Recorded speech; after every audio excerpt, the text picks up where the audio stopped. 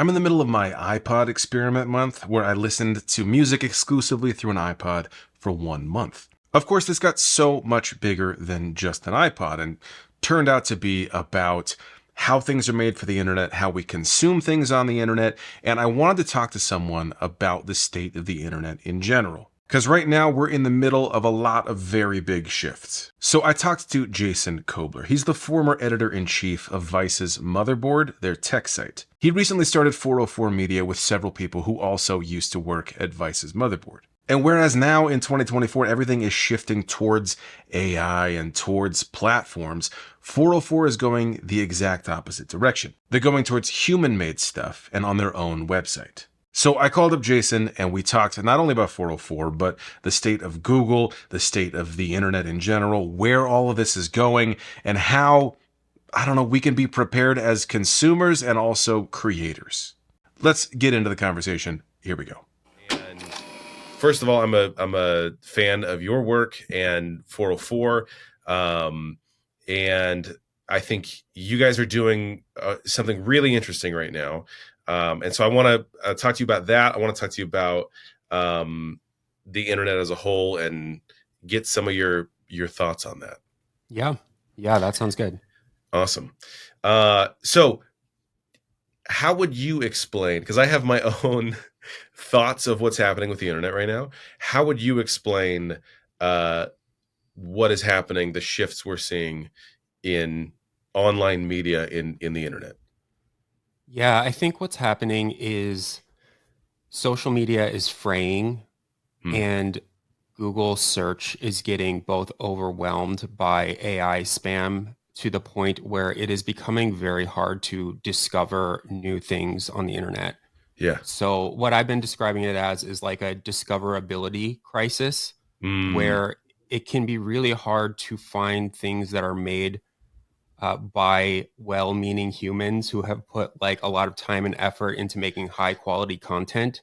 Yes. Because it's getting drowned out by commodified AI spam. And then also some stuff that's made by humans, but is created to like appease a search algorithm. Right. Because that's the whole problem of SEO. And you look for a recipe for something and there's the entire story and then the jump to recipe. And like all of that is just for SEO and not for the actual, I don't know. I feel like there's no other point to it. Yeah. I mean, that's like it's pretty controversial because some of the people who write the, story, their life story before they get into the recipe are like, well, I worked really hard on that. My life story is very important to contextualize why this dish is important to me. But I think by and large, like rather than just getting a recipe on the internet, you're getting these stories because they're written to appease a search algorithm. And so you have articles that are written for algorithms that are then consumed by humans. And as a user, like as a consumer or a reader, you are forced to kind of like wade through that dreck to get to what you actually want to see. Yeah. And it wasn't always that way. And it feels like the internet used to be a place where anyone could publish anything and there would be interesting little corners and pockets to go into. And then now it's so difficult to get to just the thing that you are looking for and the thing you're wanting to get to. I think that's right. I mean, I think that for a long time, there were like personal blogs and chat boards and message boards and folks like linking to each other. And none of that has gone away, but it's been drowned out by Twitter and Facebook and Instagram and TikTok. And people are sort of increasingly consuming whatever is put in front of them by either like the For You page on TikTok or whatever you see on the front page of YouTube or, the 30 like little snippets that you get on Google before you actually get to the articles. And I think that is making it really hard for independent sites, but also for like kind of legacy journalism publications to make money on the internet. And that is sort of driving this race to the bottom where it's like there's just more and more and more of everything. And it's harder to stand out because yeah, the discoverability is collapsing. Yeah, I've noticed it feels like on all of the social platforms, the walls are getting higher as far as uh like linking out. Like Twitter doesn't want you to link out anymore. Instagram, you got the link in bio. But when Google just recently announced their change with the AI overviews, for me it felt like, oh, you have made the entire open web your platform. And like, if you don't play by those rules, you're not going to get seen.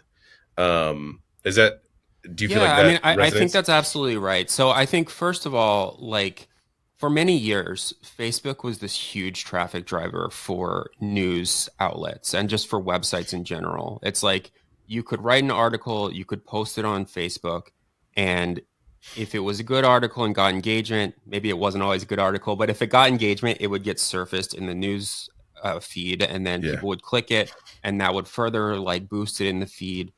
And over time, social media companies have realized that they don't want people leaving their platforms. Yeah. So, as you said, it's like Twitter, like these algorithms, first of all, we can't see, but Yeah. anecdotally, it's like Facebook, you can't get reach on Facebook unless you are paying Facebook to boost it. Yeah. Uh, Instagram, like to leave Instagram, there's you can link in stories now, but often you have to link in bio and it's very complicated.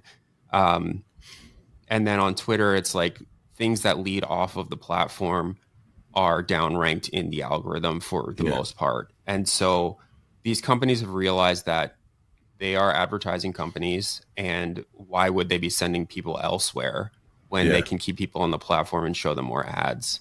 Yeah. Uh, I'm sorry, yeah. you No, had a second part to that question. I forgot what it was. no, just that then like, Google now feels like Oh yeah. Sorry, they sorry. have done the same thing, but with Yeah. the open internet. Yeah. So Google, I mean, Google has spent decades directing people to websites. And one of the reasons that's worked for Google is because Google will have ads on its search page, but then most of the internet is monetized via ads that also are controlled by Google. And Yeah. so sending people to a website is not necessarily the worst thing in the world for Google because they're very likely taking a cut of the ads that are shown on that website. Yeah. But increasingly, Google is trying to keep people on that search page with its snippets, with its AI answers, with the little click down like expanders that will show you more and more information that is kind of copy pasted from a lot of different websites. And so they're essentially cannibalizing traffic to these websites. And at the same time, we're also seeing this like total erosion of the advertising market where Mm. it used to be that if you got, thousands or tens of thousands or God forbid millions of page views, you would make a lot of money if you were like a website. Yeah. And that sort of led to this chase for traffic where people were trying to get a lot more traffic to their websites because every view that they were getting, a fraction of a penny.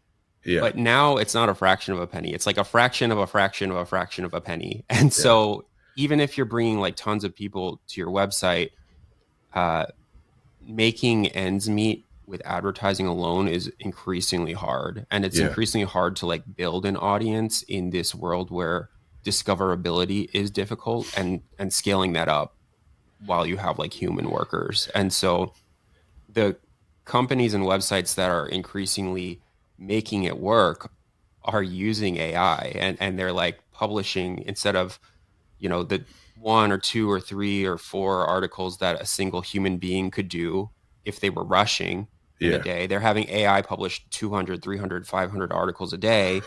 And one of the signals in Google's algorithm is like how often are you publishing? How often is there new stuff on your website? Yeah. And it's the case that often these like automated websites that are just kind of like shitting out AI dreck, like Yeah. they're able to rank above human run Yeah. websites. Yeah.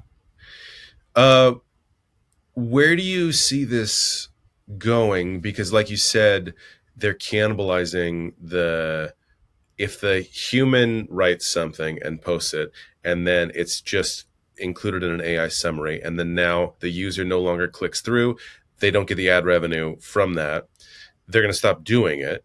So, where do you see that going as far as people publishing stuff on the internet?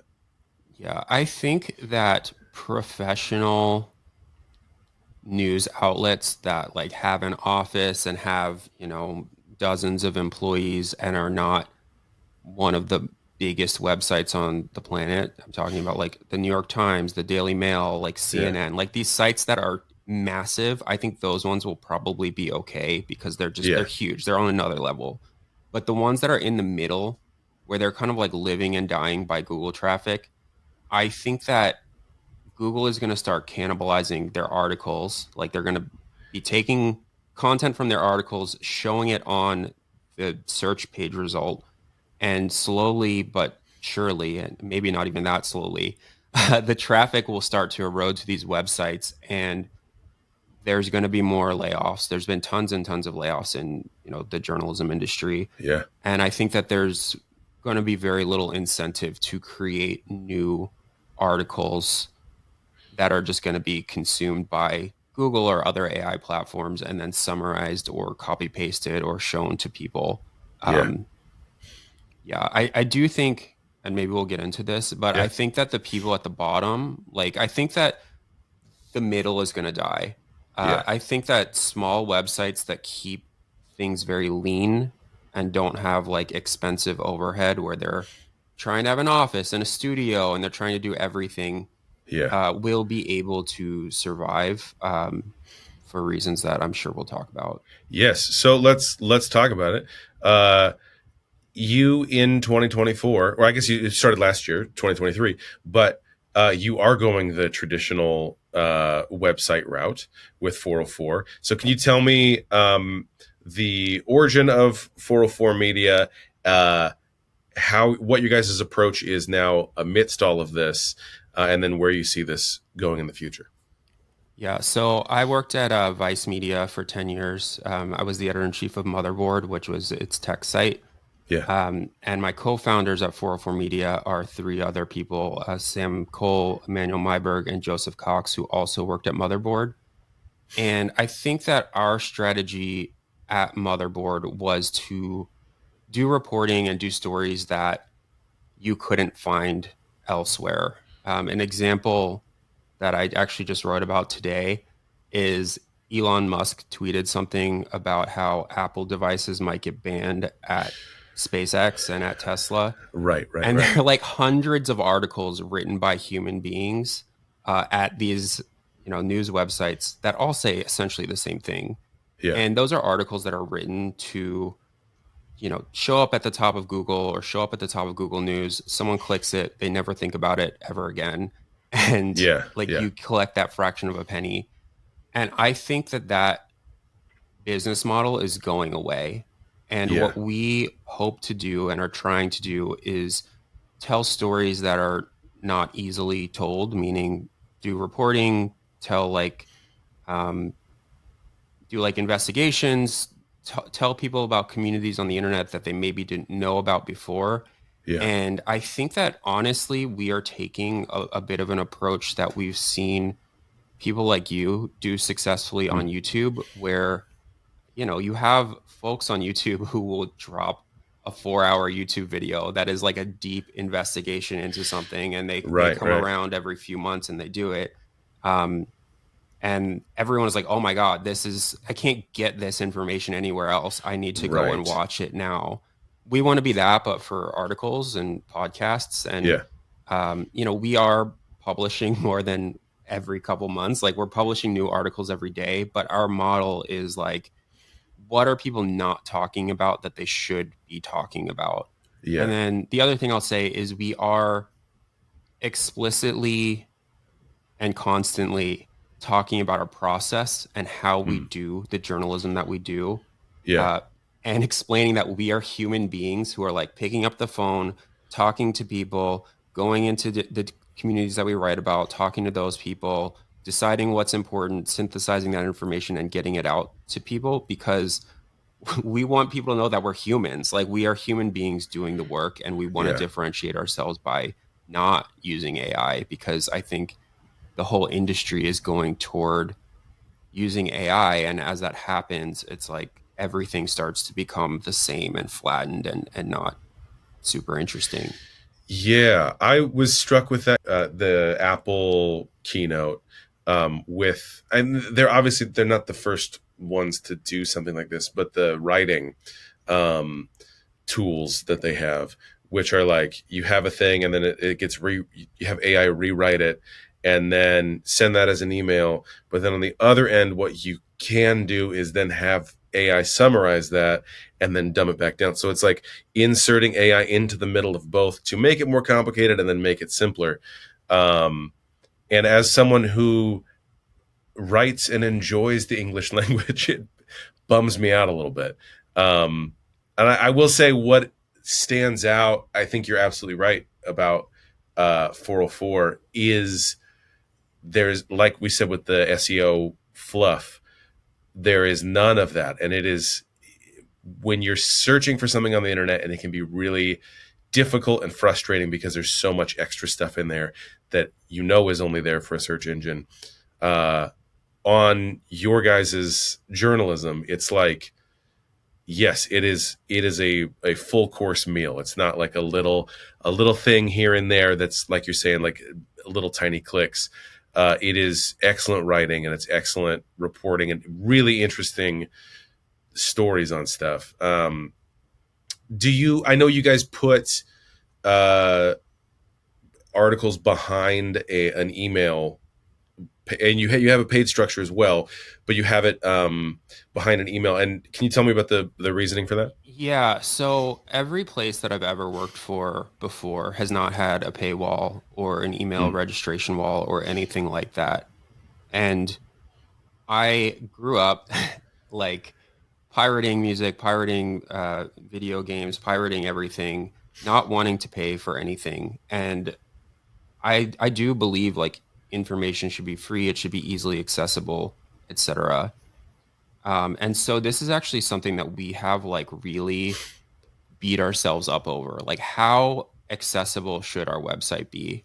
Yeah, Should you go there and there's just nothing? Like you go and you see our stuff and there's not a lot of ads, and you know, we get money from the ads, and we sort of, we're not business people, although we're doing the business, but it's yeah, like that is impossible. Like, that model is dead yeah, for a new website. It's like, I don't have the numbers in front of me right now, but we would be making like a couple $100 a month between yeah, four people if we did it that way.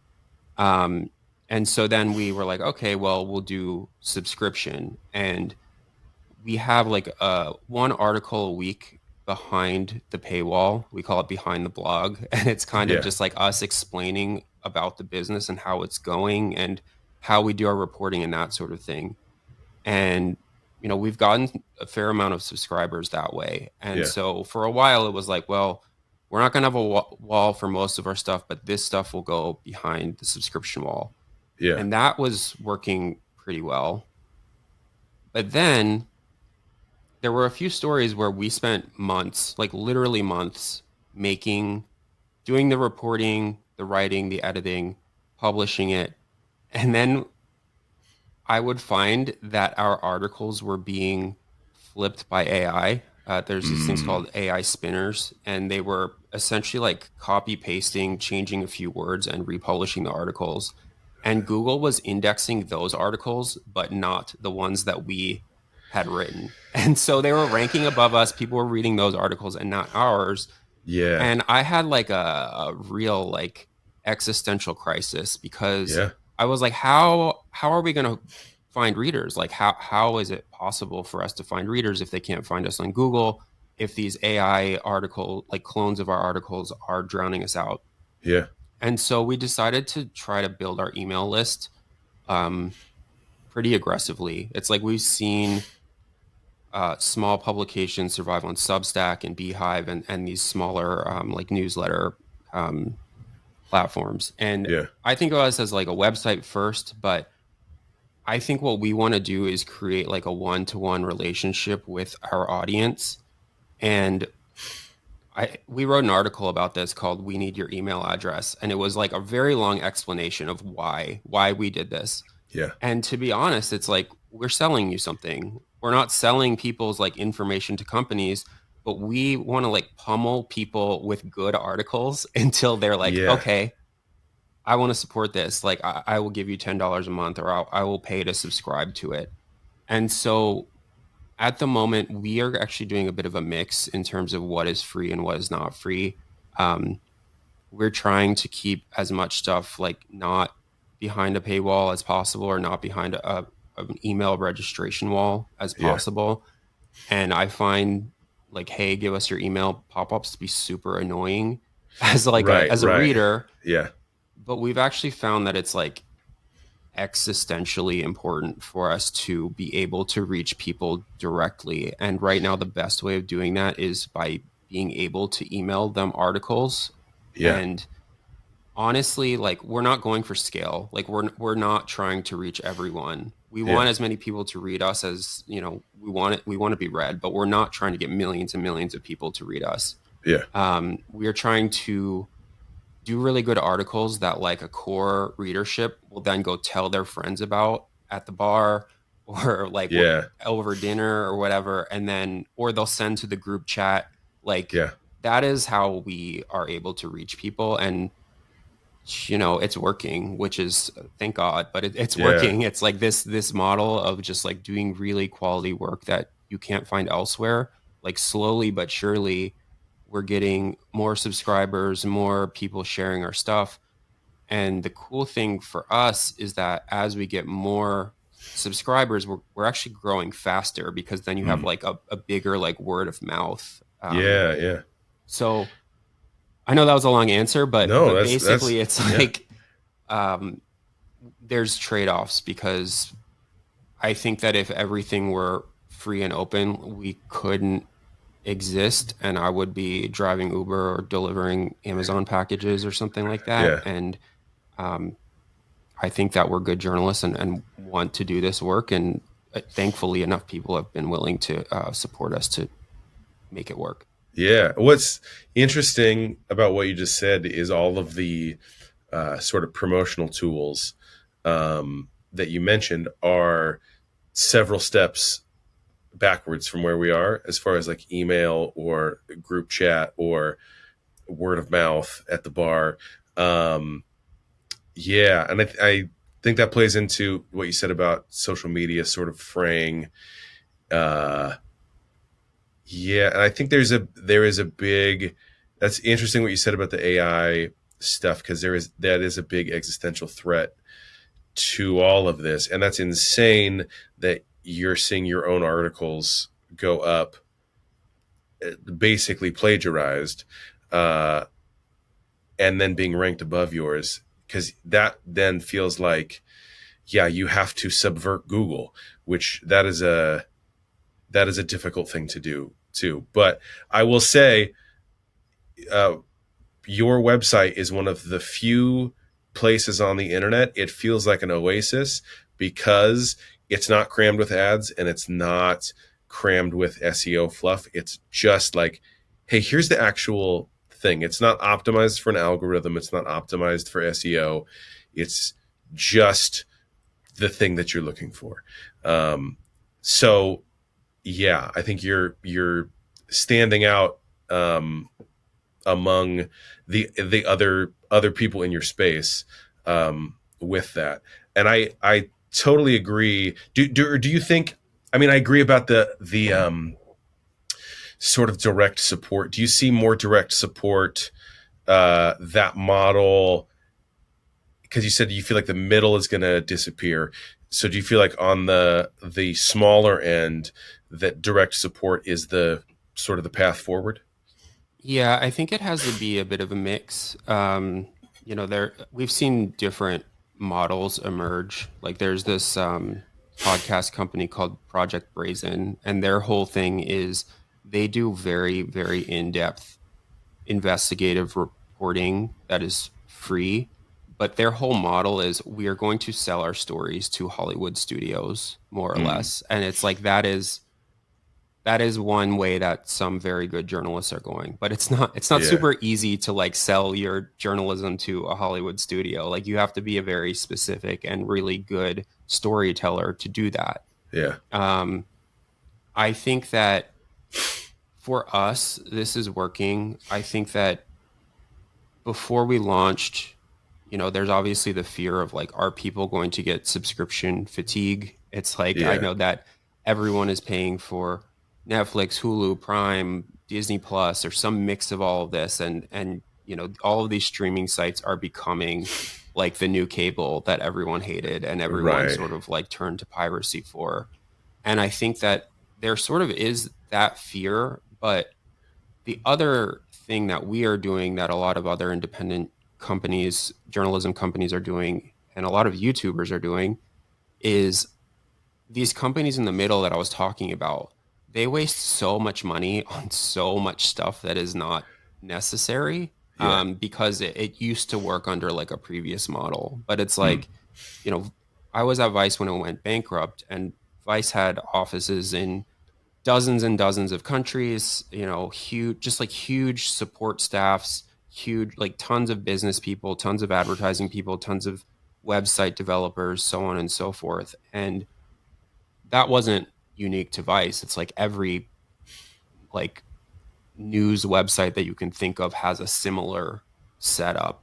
Yeah. And one of the cool things that has happened over the last few years is platforms have emerged that are sort of like one-stop shop that will allow you to like roll your own media company in a day. Like we Mm. use a platform called Ghost. It's Oh a yeah. nonprofit. It's like an open source nonprofit. It's pretty cool in that sense. And it's like we pay them a monthly fee, but they do like our website hosting, like our payment processing, like all of the stuff that 5 years ago you would have had to roll your own. You would have had to hire developers to do, so on and so forth. Yeah. And I think that there is an increasing number of journalists who are saying, well, I don't need all of that support staff. Like I don't need a fancy office in Williamsburg, New York, or like LA or whatever. I can do this from my house, which I'm in my house now. Yeah. And that then it doesn't cost you, it costs you just whatever it costs to do your life. And Yeah. so there's some really important like uh, fixed costs. It's like we got insurance, like legal insurance in case we get sued because we Mm. do a lot of investigative reporting about rich people. Yeah. And, we're very careful and we're very experienced journalists and know the law.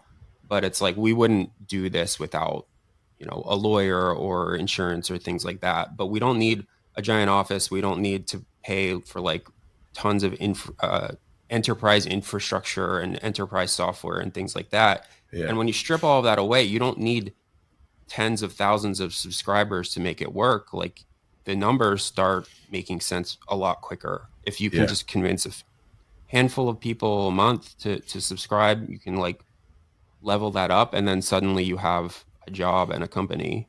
Yeah. Yeah, I'll say from my end, I started the Patreon in December of last year. And the reason I started it is because I was running into all kinds of music copyright issues. Mm-hmm. But since then, it has grown into a really great community of people because there's chat functionality in there.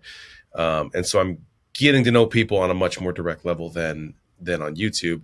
And I'm able to give a lot more on a direct platform like that.